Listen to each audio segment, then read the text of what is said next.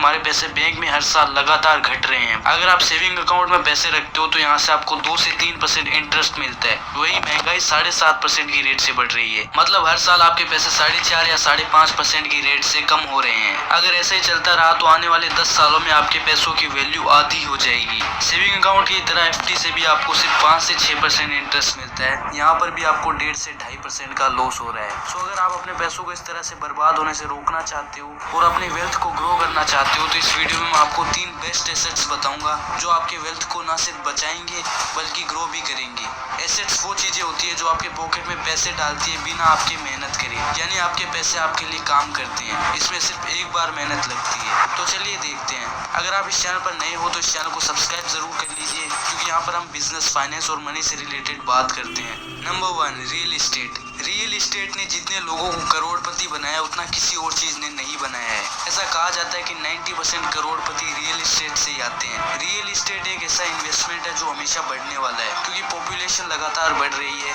ऐसे में लोगों को रहने के लिए और जगह की जरूरत होगी। सो रियल एस्टेट डाउन नहीं जाने वाला है। मैं आपको अभी आगे बताऊंगा कैसे आप बहुत कम पैसों के साथ रियल एस्टेट में इन्वेस्ट कर सकते हो। रियल एस्टेट या प्रॉपर्टी में इन्वेस्ट करने का सबसे बड़ा फायदा है कि यहाँ से आपको रेंट के थ्रू बिना काम करे इनकम आना शुरू हो जाती है। ऐसे कई लोग हैं जिनका घर रेंटल इनकम पर चल रहा है। मैंने आपको बताया था कि महंगाई 7.5% की रेट से बढ़ रही है, लेकिन आपकी रेंटल इनकम पर इसका कोई असर नहीं होगा, क्योंकि रेंट भी महंगाई के साथ 7.5% की रेट से बढ़ रहा होगा। सो यहाँ से आपको लाइफ टाइम पैसिव इनकम आने वाली है और ऊपर से आपकी प्रॉपर्टी की वैल्यू भी बढ़ेगी। रियल एस्टेट में इन्वेस्ट करते समय हमेशा आपको या तो जमीन खरीदनी है या फिर कमर्शियल प्रॉपर्टी खरीदनी है। रेजिडेंशियल प्रॉपर्टी जैसे फ्लैट्स या घर एटसेट्रा नहीं खरीदने हैं, क्योंकि इनका रेंट हमेशा कमर्शियल प्रॉपर्टी जैसे दुकान या ऑफिस से कम होता है। कमर्शियल प्रॉपर्टी में आपको 3 गुना ज्यादा रिटर्न मिलता है compare to residential property. Plus किराया भी रेजिडेंशियल प्रॉपर्टी के कंपैरिजन में डबल ट्रिपल होता है। और अगर आप सिर्फ जमीन खरीदते हो तो उस पर आप कुछ भी बना सकते हो। रियल एस्टेट में लोकेशन सबसे इम्पोर्टेंट है, उस पर आपको खास ध्यान देना पड़ेगा। कम पैसों में अगर आप रियल एस्टेट में इन्वेस्ट करना चाहते हो तो एक रियल एस्टेट इन्वेस्टमेंट ट्रस्ट यानी रीट होता है। ये स्टॉक्स की तरह ही होता है, स्टॉक मार्केट में लिस्टेड होता है, तो आप इसमें इन्वेस्ट कर सकते हो। ये म्यूचुअल फंड की तरह काम करता है। ये ट्रस्ट रियल एस्टेट में इन्वेस्ट करेगा और यहाँ से आपको डिविडेंड्स के फॉर्म में रेंटल इनकम भी आती है। Number 2, stocks. स्टॉक्स मेरा फेवरेट एसेट है।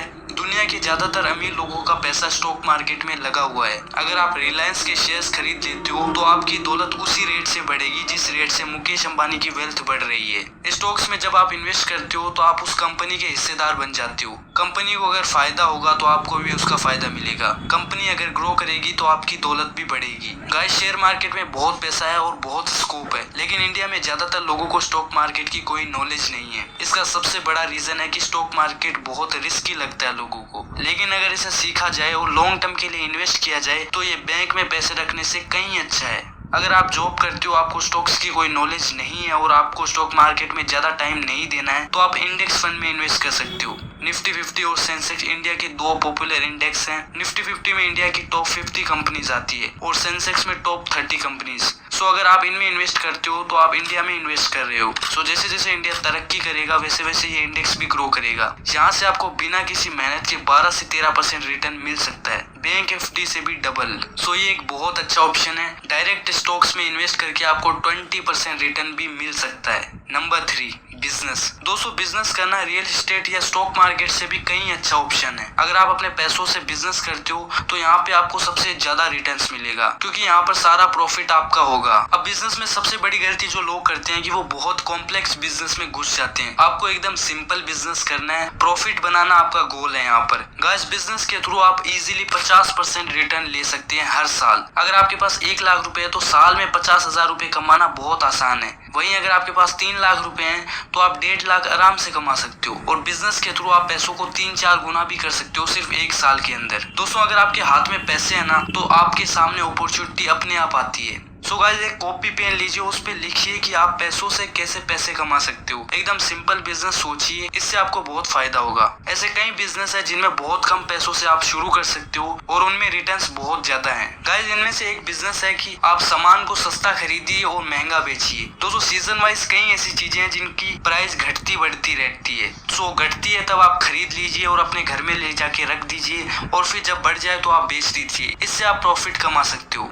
कई लोग ऐसे हैं जो यहाँ से प्रॉफिट बनाते हैं। इसके अलावा दोस्तों अगर आपके पास पैसे हैं तो बहुत सारे लोग लैंड फ्लिपिंग यानी जमीन को किसी से खरीदा और किसी और को बेचा, ऐसा काम भी करते हैं। तो अगर आपके पास पैसे हैं तो आप उनके पार्टनर बन सकते हैं और वहां से भी आप प्रॉफिट जनरेट कर सकते हैं। बहुत सारी तरीके हैं, आपको क्रिएटिव बनना पड़ेगा और सोचना पड़ेगा आप क्या क्या कर सकते हो। बस एक बात ध्यान रखिए, थोड़ा सा चालाक बनिए, थोड़ा सा होशियार बनिए, आप गलती नहीं कर सकते, ये बात याद रखिए। और जैसे जैसे आप बिजनेस करोगे उतने ही एक्सपर्ट बनते जाओगे, उतनी आप कम गलती करोगे और देयर आर हाई चांसेस की 3 लाख आप 30 लाख भी बना दोगे। सो गाइस आज के लिए इतना ही, मिलते हैं नेक्स्ट वीडियो में।